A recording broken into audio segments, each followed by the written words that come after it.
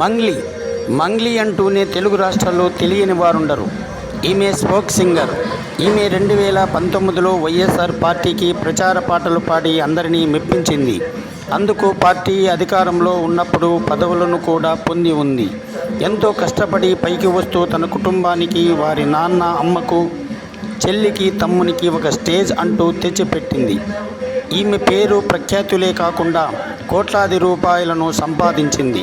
ఇంత కష్టపడి తన కెరీర్ను సంపాదించిన ఈ మంగ్లీ అంతే జాగ్రత్తగా ఆ కెరీర్ను నిలబెట్టుకోవాలి.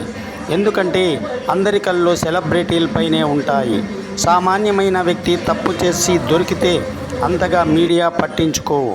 కానీ ఒక సెలబ్రిటీలు ఏ చిన్న తప్పు చేసినా పెద్ద గగ్గోలు చేస్తాయి. మంగ్లీ చేయరాని తప్పేమన్నా చేసిందా అంటే అంత పెద్ద తప్పు చేయలేదు. కేవలం తన బర్త్డే జరుపుకుంటున్న విషయాన్ని చట్టంతో తెలియజేయకుండా జరుపుకుంది. దీనికి కోర్టులు ఫైన్ వేస్తాయి, అవసరమైతే శిక్షిస్తాయి. ఒక డ్రగ్స్, గంజాయి, విదేశీ మద్యమం అంటారా? ఇప్పటికే చేవెళ్ళ పోలీసులు చెబుతున్నారు. అబ్బే అదేం లేదని, కేవలం దామోదర్ రెడ్డి అనే వ్యక్తికి మాత్రం డ్రగ్స్ పాజిటివ్ వచ్చిందని, అది అతను ఎక్కడి నుండి అయినా సేవించి ఇక్కడికి వచ్చి ఉండవచ్చు. మరి మంగ్లీ దొరికిందని ఇంతగా సోషల్ మీడియాలో ఈడ్చి పడేయకూడదు.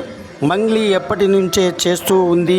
ఇప్పటికీ దొరికిందని, మంగ్లీకి శిక్ష ఖరారని ఏవేవో స్లోగన్స్ పెట్టి చెబుతున్నారు. నిజంగానే ఇవన్నీ చట్టం చూసుకుంటుంది. ఎందుకంటే 100 తప్పులు చేసినోడు శిక్ష నుంచి తప్పించుకోవచ్చు, కానీ ఒక్క నిరపరాధికి శిక్ష పడకూడదు అన్న రాజ్యాంగం మనది. నిజంగా మంగ్లీ తప్పు చేయకుండా ఉంటే భయమెందుకు? జరగబోయేది కోర్టులు, చట్టాలు, దేవుడు చూసుకుంటారు. మరి సోషల్ మీడియా వారు లేనిపోని రచ్చ చేయడం ఎందుకు? దయచేసి సోషల్ మీడియా వారు తప్పుడు ప్రచారాలు, జరగబోయేవి ఊహించి చెప్పడం మానుకుంటే సమాజానికి మంచిది. సందేశాన్ని ఇచ్చినట్లు ఉంటుంది.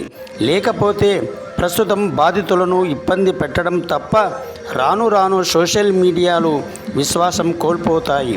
నిజంగా మంగ్లీ తప్పు చేసి ఉంటే చట్టం శిక్ష వేయాలి, లేకుంటే ఈమెను నిర్దోషిగా ప్రకటించాలి. ఇట్లు పైనం న్యూస్ ఛానల్.